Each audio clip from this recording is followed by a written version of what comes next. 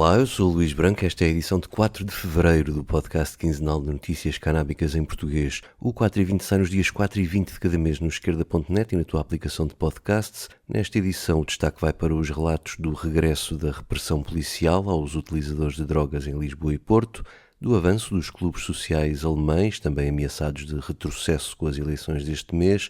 Vamos ao Paraguai, que pode ser o segundo país latino-americano a legalizar a cannabis no mês que vem, e terminamos nos Estados Unidos para vermos como o lobby canábico tenta influenciar a nova administração de Trump. Subscreve também os podcasts do esquerda.net, o Alta Voz, com leituras longas de artigos, os Cantos da Casa, com o melhor da música portuguesa, o Mais Esquerda, com registros de debates e conferências, o Na Corda Bamba, com entrevistas acerca das condições de trabalho no setor da cultura, e também o Fora de Órbita, com Pedro Caldeira Rodrigues e Jorge Costa, a conversarem sobre a atualidade internacional. E agora vamos às notícias.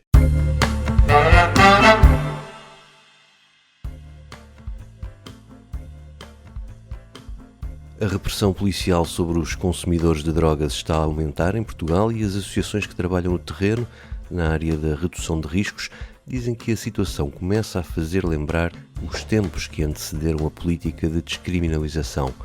A notícia é do Jornal Expresso, que foi ouvir alguns destes técnicos, e também a própria PSP, que nega os relatos que dão conta de uma menor tolerância ou de um aumento da repressão por parte dos agentes. As associações como a Ares do Pinhal, que há décadas trabalha na recuperação e tratamento das pessoas com dependências, dizem que nos últimos tempos tem existido uma postura mais ríspida e menos tolerante dos agentes face às pessoas que consomem na rua. Por exemplo, junto à sala de consumo vigiado no antigo Casal Ventoso, onde a colaboração da polícia é determinante para não afastar os consumidores daquele espaço, a associação diz que agora é frequente estas pessoas serem abordadas à entrada, com os agentes a perguntarem o que vão ali fazer e que substâncias trazem consigo. Uma atitude que põe em risco a própria função da sala, que é suposto ser um lugar seguro para os utilizadores de drogas. Ora, com a polícia à porta, muitos deles afastam-se e acabam por dispersar, indo fazer o seu consumo em locais a céu aberto e sem condições de higiene. Também no centro de Lisboa, a Associação Gatine Moraria queixa-se que são cada vez mais frequentes as queixas de violência policial por parte de utilizadores sem abrigo.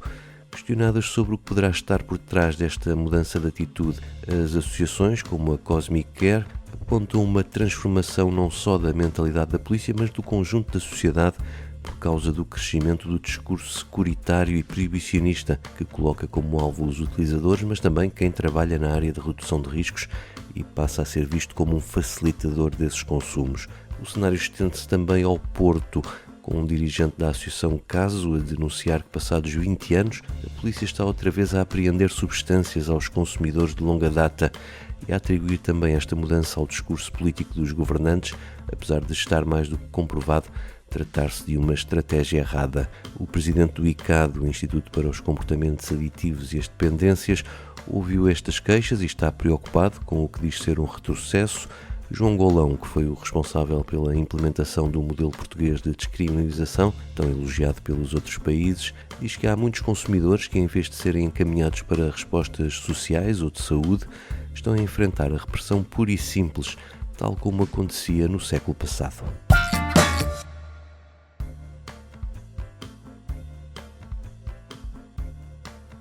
Outro retrocesso, agora no que toca à legalização da cannabis, parece estar à vista na Alemanha, com o candidato conservador às eleições deste mês a reiterar a promessa de reverter a legalização que entrou em vigor há poucos meses. Enquanto isso não se confirma, a abertura de clubes sociais vai aumentando em quase todo o país, depois de um arranque a conta-gotas no verão, marcado por protestos quanto às competências estaduais e municipais em algumas cidades. Já são quase 130 clubes sociais com portas abertas. A Renânia do Norte-Westfália, na fronteira com os Países Baixos, destaca-se com 37 clubes, seguindo-se a Baixa Saxónia com 25. No sentido inverso foi a Baviera, governada pelos conservadores e que sempre se opôs à medida do governo, com as autoridades estaduais a não autorizarem um único clube, apesar de terem quase 30 pedidos, cada um deles a corresponder a investimentos de muitos milhares de euros. Dinheiro que tudo indica será perdido, restando saber o que acontecerá em caso de vitória dos conservadores, com os clubes já em funcionamento nos estados que os autorizaram.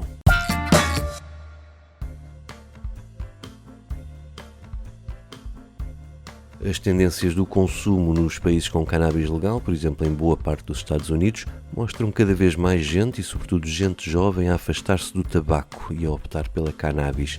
Quem já deu por isso são as grandes tabaqueiras, como a Philip Morris, que acaba de anunciar uma parceria com a biofarmacêutica Avicanna, com sede na Colômbia.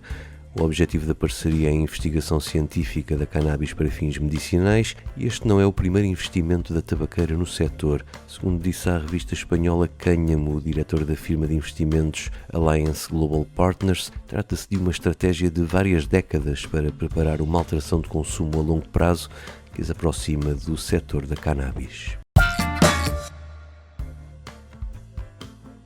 O Paraguai pode tornar-se o segundo país da América Latina a legalizar a cannabis. A proposta deve ir a votos no Senado em março, confidenciou o presidente da Câmara de Cannabis Industrial do Paraguai à imprensa local.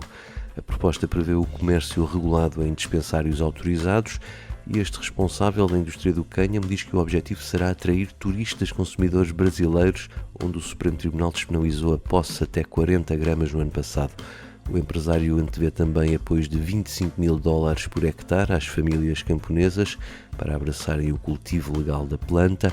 O Paraguai começou recentemente a exportar cannabis para a Suíça e antevê-se que se torne em breve um dos principais exportadores canábicos da América do Sul.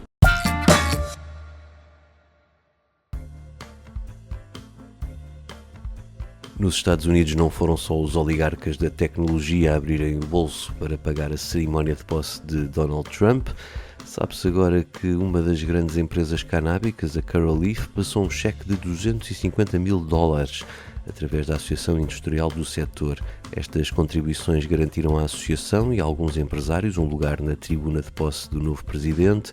A CEO da Trulieve, Kim Rivers, esteve mesmo no jantar na véspera da posse do vice-presidente J.D. Vance, com uma entrada a custar $1 milhão por 2 lugares à mesa, seguindo depois para o jantar à luz de velas com a presença de Donald Trump, bem mais em conta, por $250.000 para 2 comensais. Tanto dinheiro a entrar nos bolsos dos homens mais poderosos do Estado Federal parece para já terem apenas comprado o silêncio de Trump, que nas primeiras dezenas de ordens executivas não incluiu a cannabis nem para reprimir nem para legalizar.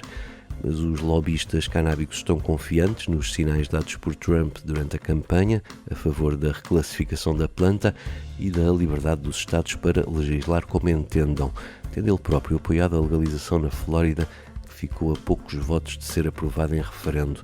Lembremos que eram precisos 60% e não 50% de votos a favor para a proposta se tornar lei. Já o polémico nomeado para a pasta da saúde, Robert F. Kennedy Jr., continua a ser grelhado, como se diz na América, pelos senadores, com perguntas de todo o tipo, em especial o seu passado de ativista anti-vacinas. Sobre a cannabis, RFK já foi apoiante da legalização, mas agora recuou, prometendo seguir o que a agência antidroga decidir sobre o processo em curso de reclassificação da planta. Palavras que causaram preocupação por os atuais dirigentes da agência serem grandes adversários da retirada da cannabis da lista de substâncias mais perigosas e sem valor medicinal. Questionado sobre outros temas em torno das políticas de cannabis, o provável futuro governante seguiu a mesma linha, remetendo a sua decisão para o que aconselharem os organismos federais responsáveis por cada área. Uma das razões para este recuo pode ser a tentativa de alguns republicanos reunidos em torno do ex-vice-presidente Mike Pence de conseguirem derrotar a sua nomeação, chamando a atenção para as posições públicas de Robert F. Kennedy Jr. a favor da legalização quando ele se candidatou à presidência enquanto democrata, antes de passar a candidato independente e finalmente desistir a favor de Donald Trump. E assim chega ao fim esta edição do 4:20. Se subscreveres na tua app de podcast, tens direito a uma música no fim, seja lá ou aqui no YouTube. Eu volto no dia 20. Até lá.